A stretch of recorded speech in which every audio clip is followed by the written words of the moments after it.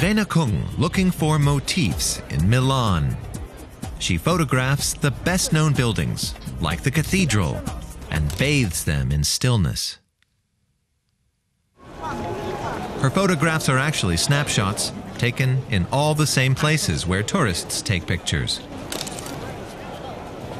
This is Milan's shopping arcade, the Galleria Vittorio Emanuele. When Irene Kung takes pictures, she turns day into night. I try to take pictures from a perfectly ordinary perspective. It's the processing that makes my photos different. The Colosseum in Rome, and Rome's National Museum of 21st Century Arts. The Acropolis in Athens. Some of these buildings are world famous. In her work, they're separated from their surroundings, like the Millennium Bridge in London. I like to remove what's superfluous. It often seems to me like noise that I get rid of, retaining what's essential. And then I illuminate it better as well, and that gives the picture this dreamlike quality that I really like. I think it's important in life generally to see the good side of things and to be able to dream. Accordingly, the Swiss photographer's exhibition, currently at the Forma Gallery in Milan, is called Tagtraum, which means daydream. It includes her most recent works, large format pictures from a trip to China. A book has also been published featuring many of her most popular photos. Irene Kung's pictures have been shown in New York, London, and Beijing. Many visitors to the gallery are fascinated by them. She uses light to guide your gaze to certain spots that then fade off into the dark.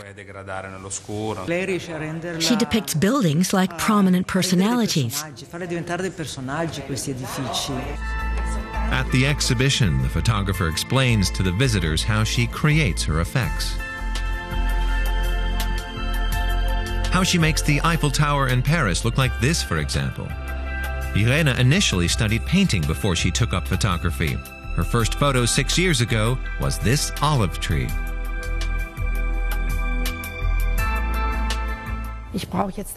Now I just use a camera instead of a brush. But my idea is exactly the same. What I want to show with my photos is not reality, but what I feel. Prints of her limited editions sell for up to 8,000 euros apiece. In her Milan studio, Irene sometimes works for days on nocturnal effects. She removes people and everything else that doesn't belong to the building. First, the sky is no longer blue. I make it black. That already makes it look a little like night, but not entirely yet, because the contrast is too great between the black and the monument.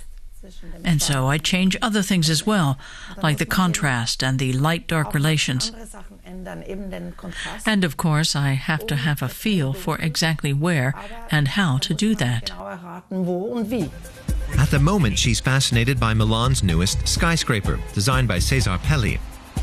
Intuition and chance often determine whether a building will become a typical Irene Kung picture. I make preparations because that bolsters my confidence, but actually I never do what I planned. And here's the final product of the 231-meter skyscraper. Italy's tallest building, as portrayed by Irene Kung.